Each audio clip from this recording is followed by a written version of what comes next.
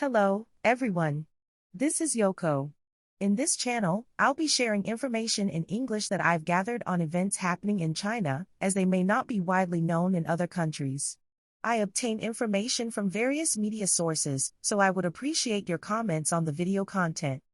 If you enjoy the content, please consider subscribing to the channel and showing your support. In today's video, I'd like to introduce two topics related to automobiles. First, let's talk about BYD, the Chinese electric car manufacturer.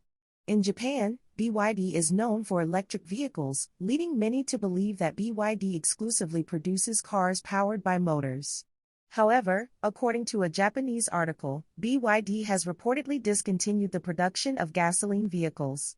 Consequently, unless you have detailed knowledge, there's a possibility of assuming that BYD vehicles don't have engines. What's significant is how this information is presented, aligning with the intentions of the Chinese Communist Party. China aims to dominate the electric vehicle market and wishes to portray China as a leading country in electric vehicles. Chinese manufacturers want to convey the message that they no longer use gasoline engines and rely solely on motors.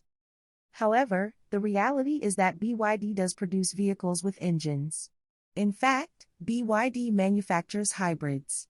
If you read Japanese articles, you'll find information about BYD producing both plug-in hybrids and pure electric vehicles.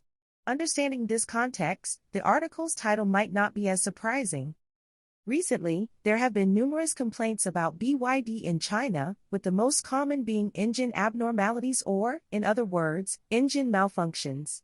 When I shared this information, many comments argued that it's not the engine but the motor. This is because in Japan, the perception of BYD vehicles having engines has become ingrained, and many people think of BYD vehicles solely as electric. From the perspective of the Chinese Communist Party, there are aspects of the story they would rather not be well known, and they seem to be successfully concealing these details. They want to promote the image that BYD is a company thriving solely on pure electric vehicles, aligning with the current trend. However, the reality in China is that there is significant demand for hybrids. Pure electric vehicles are still inconvenient due to longer charging times, and users accustomed to the convenience of quickly refueling gasoline find charging inconvenient. Considering these factors, it's not the right time to completely transition to pure electric vehicles. This discrepancy between the image China wants to portray and the actual situation in the country is noteworthy. From the perspective of the Chinese Communist Party, certain aspects of the story appear to be less desirable, and these details seem to be successfully concealed. The Communist Party aims to promote the image that BYD is a company thriving solely on pure electric vehicles. However, the reality in China is that there is significant demand for hybrids. Pure electric vehicles still face inconveniences, such as longer charging times, and users accustomed to the convenience of quickly refueling gasoline find charging inconvenient. Considering these factors, it's not the right time to completely transition to pure electric vehicles. The discrepancy between the image China wants to portray and the actual situation in the country is noteworthy. Moving on to another topic about Chinese automobiles.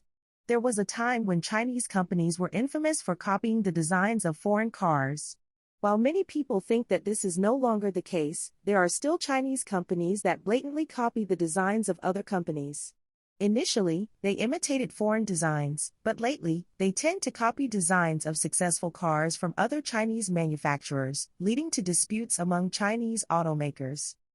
And another topic this time is about Chinese automobiles. There was a time when it became a topic that there were companies in China blatantly copying the designs of cars. However, many people now think that such things wouldn't happen anymore. But, surprisingly, it's still the case, and there are companies in China that continue to copy the designs of other companies, and the situation has evolved. Initially, they used to imitate the designs of foreign cars, but lately, they tend to copy designs of successful cars from other Chinese manufacturers. This has led to disputes among Chinese automakers, creating a kind of lawlessness issue within Chinese manufacturers. Let me introduce some specific examples. While the popular cars might vary depending on the region, in Aichi Prefecture, for example, Mini Cooper has become trendy recently. However, there's a Chinese-made car that closely resembles the Mini Cooper in design. I'd like to introduce a car from a Chinese automaker. The lower part resembles a car similar to Porsche, but this vehicle is an electric car manufactured by Xiaomi, a well-known smartphone company. Xiaomi, like many other companies, has entered the electric vehicle sector promoted by the state in China. Interestingly, the design of Xiaomi's electric car is strikingly similar to Porsche, a fact even mentioned in Chinese media. In the realm of intellectual property disputes, there's always the possibility that Xiaomi might face accusations of infringement from Porsche. However, in cases involving Chinese companies imitating designs, the outcomes in legal battles have sometimes favored the Chinese companies. This might be due to the influence of the Communist Party or reluctance to challenge these large companies in legal proceedings.